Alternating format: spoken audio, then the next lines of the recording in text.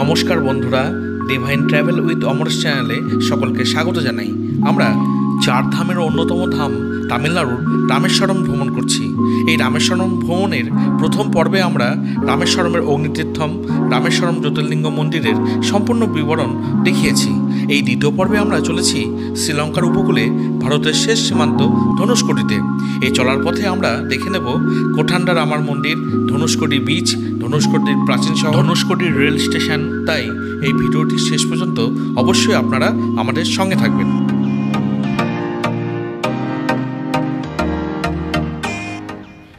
আমরা এখন রামেশ্বরম থেকে 87 নম্বর জাতীয় সড়ক ধরে এগিয়ে চলেছি ধনুষ্কোটির দিকে। রামেশ্বরম থেকে এই ধনুষ্কোটির দূরত্ব প্রায় 19 কিলোমিটার। গাড়িতে এইটুকু পথ যেতে সময় লাগে প্রায় 30 থেকে 35 মিনিট। এই রামেশ্বরম থেকে ধনুষ্কোটিতে যাওয়ার জন্য সরকারি বাস পাওয়া যায় রামেশ্বরম মন্দিরের নর্থ গেট থেকে। সেখান থেকে বাসে করে খুব সহজেই ধনুষ্কোটি পৌঁছানো যায়, অথবা অটো বা প্রাইভেট গাড়ি করে খুব সহজেই আপনারা চলে আসতে পারেন এই ধনুষ্কোটি। সেক্ষেত্রে অটো ভাড়া পড়বে 800 থেকে 1000 টাকার মধ্যে। আমরা এই ধনুষ্কোটির সঙ্গে আমরা রামেশ্বরমের লোকাল সাইট সিইংকে অন্তর্ভুক্ত করেছিলাম, তাই আমাদের অটো ভাড়া পড়েছিল প্রায় 1500 টাকা। কথা বলতে বলতে আমরা এগিয়ে চলেছি এই রামেশ্বরমের কোঠান্ডার রামার মন্দিরের দিকে। এই মন্দিরটি বঙ্গোপসাগর এবং মান্নান উপসাগরের দ্বারা বেষ্টিত ছোট্ট একটি দ্বীপে অবস্থিত। এই মন্দিরটি রামেশ্বরম থেকে 13 কিলোমিটার দূরে অবস্থিত। সকল পর্যটক যারা ধনুষ্কোটিতে বেড়াতে যান তারা অতি অবশ্যই এই মন্দির দর্শন করতে আসেন। আমরা এই মুহূর্তে পৌঁছে গেছি এই কোঠান্ডার রামার মন্দির প্রাঙ্গণে। এই কোঠান্ডার রামার মন্দিরটি কোঠান্ডার রামস্বামী মন্দির নামেও পরিচিত। এই মন্দিরটি হিন্দু দেবতা রামকে উৎসর্গ করে তৈরি করা হয়েছে।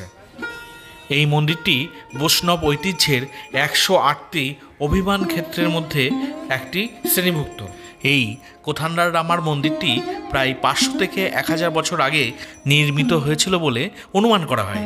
কথিত আছে এই মন্দিরের ঠিক এই স্থানেই রাবণের ছোট ভাই বিভীষণ রাম এবং এই বানর সেনাবাহিনীর কাছে আশ্রয় চেয়েছিল। অর্থাৎ বিভীষণের সাথে রামচন্দ্রের প্রথম সাক্ষাৎ হয়েছিল ঠিক এই জায়গায়। মহাকাব্য রামায়ণ অনুসারে জানা যায়, সীতার অপহরণের পর বিভীষণ রাবণকে সীতাদেবীকে রামের কাছে ফিরিয়ে দেওয়ার পরামর্শ দিয়েছিলেন, কিন্তু রাবণ সেই উপদেশে কানে নেন এবং বিভীষণকে অপমান করেছিলেন। এর ফলে বিভীষণ লঙ্কা থেকে পালিয়ে চলে আসেন এই স্থানে এবং এখানেই প্রথম রামচন্দ্রের সাথে বিভীষণের সাক্ষাৎ হয়।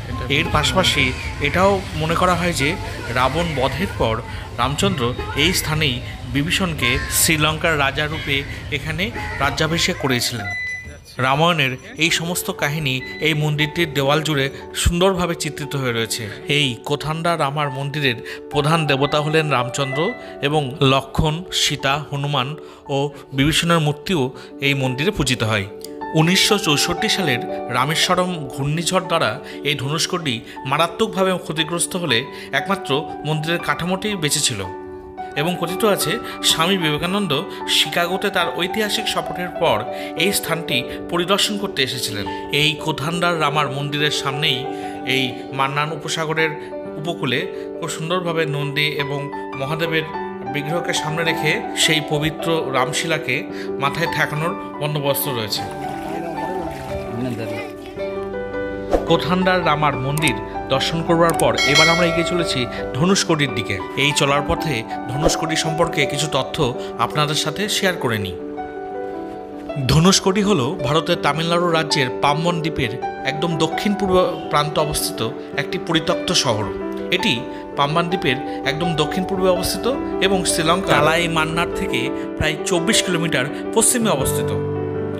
এই ধনুষ্কোটি শহরটি 1964 সালে রামেশ্বরম ঘূর্ণিঝড়ের সময় সম্পূর্ণভাবে ধ্বংস হয়ে গেছিল। পরবর্তীকালে এটি একেবারে জনবসতিহীন হয়ে রয়ে আছে।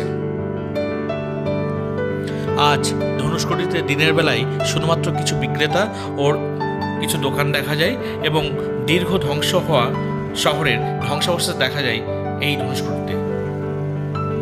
কোথান্ডা রামার মন্দির থেকে এই ধনুষ্কোটি বিচ পর্যন্ত দূরত্ব প্রায় 11 কিলোমিটার। গাড়িতে এইটুকু পথ আসতে সময় লাগবে প্রায় 13 থেকে 15 মিনিট। আমরা এই মুহূর্তে চলে এসেছি এই ধনুষ্কোটির বিচে। গাড়ি এই পর্যন্ত আসে, এখান থেকে সকল পর্যটক বা ভ্রমণার্থীকে পায়ে হেঁটে এগোতে হয়।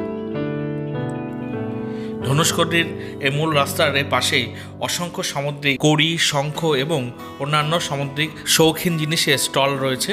এখানে পর্যটকরা তাদের প্রয়োজন মতো কেনাকাটা করেন। এবার আমরা চলে এসেছি এই ধনুষ্কোটির আইকনিক সেই অশোক স্তম্ভের দিকে। এটাই হচ্ছে ভারতের মূল ভূখণ্ডের শেষ বিন্দু, যেখান থেকে শ্রীলঙ্কা খুব সহজেই যাওয়া যায়। এখান থেকে শ্রীলঙ্কার দূরত্ব মাত্র 24 কিলোমিটার। আর এই অশোক স্তম্ভ বিশিষ্ট এই জায়গাটি আরিচাল মুনাই নামে পরিচিত।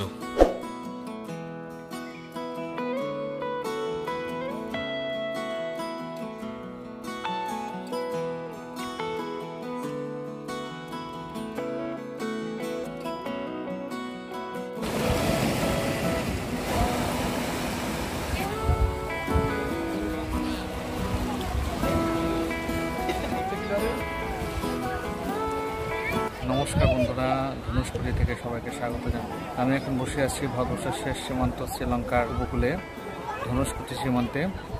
এখান থেকে রাম সেতু নির্মাণ হয়েছিল। বসে আছি, আমার পেছনেই ভারত মহাসাগর এবং বঙ্গোপসাগর একত্রে মিলিত হচ্ছে। এটা সঙ্গম তীর্থ, মিলন তীর্থ। চলুন আমরা দেখি ভালো করে।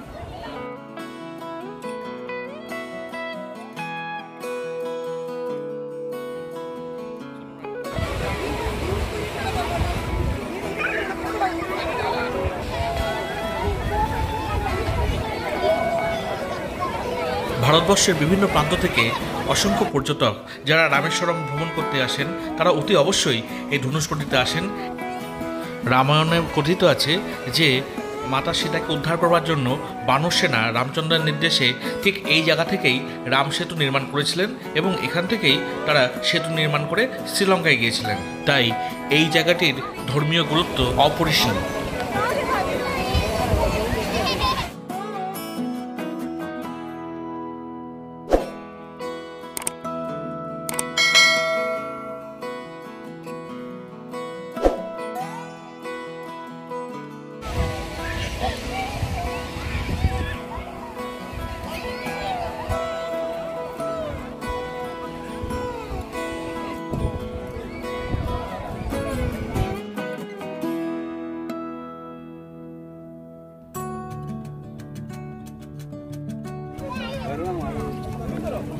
এই ধনুষ্কোটি বিচে সামুদ্রিক বিভিন্ন শৌখিন জিনিসপত্রের পাশাপাশি এখানে পর্যটকদের জলখাবারেরও সুব্যবস্থা রয়েছে এবং সেই জন্য এখানে ফল বিক্রি হচ্ছে। আমরাও খাবার জন্য কিছু ফল সংগ্রহ করে নিলাম। এবার আমরা এগিয়ে চলেছি এই ধনুষ্কোটির পরিত্যক্ত শহর দেখতে। এই শহরটি 1964 সালের রামেশ্বরম ঘূর্ণিঝড়ের সময় সম্পূর্ণরূপে ধ্বংস হয়ে গেছিল এবং বর্তমানে এখানে আর কোনো জনবসতি নেই। একসময় এটি একটি সমৃদ্ধশালী শহর ছিল, পোতাশ্রয় ছিল, তীর্থস্থান ছিল এবং রামেশ্বরমের সমান জনসংখ্যা ছিল এই জায়গাটায়। কিন্তু 1964 সালের প্রাকৃতিক বিপর্যয়ে এই স্থানটি সম্পূর্ণরূপে পরিত্যক্ত হয়ে গেছে। একটা সময় এই ধনুষ্কোটি শহরটি মিটার গেজ রেল লাইন দ্বারা ভারতের মূল ভূখণ্ডের মন্ডপমের সঙ্গে সংযুক্ত ছিল। Boat mail express Chennai Egmore থেকে এই ধনুষ্কোটি পর্যন্ত যাতায়াত করত, কিন্তু 1964 সালের পর সব কিছু ধ্বংস হয়ে যায়। আর এটি হচ্ছে সেই পরিত্যক্ত রেল স্টেশন। এই রেল স্টেশন ছাড়াও এই ধনুষ্কোটি শহরে একসময় অসংখ্য ঘরবাড়ি, মন্দির, গির্জা ও ধর্মশালা ছিল, কিন্তু এখন বর্তমানে আর কিছুই নেই। এখন এটি ভূতের শহরে পরিণত হয়েছে।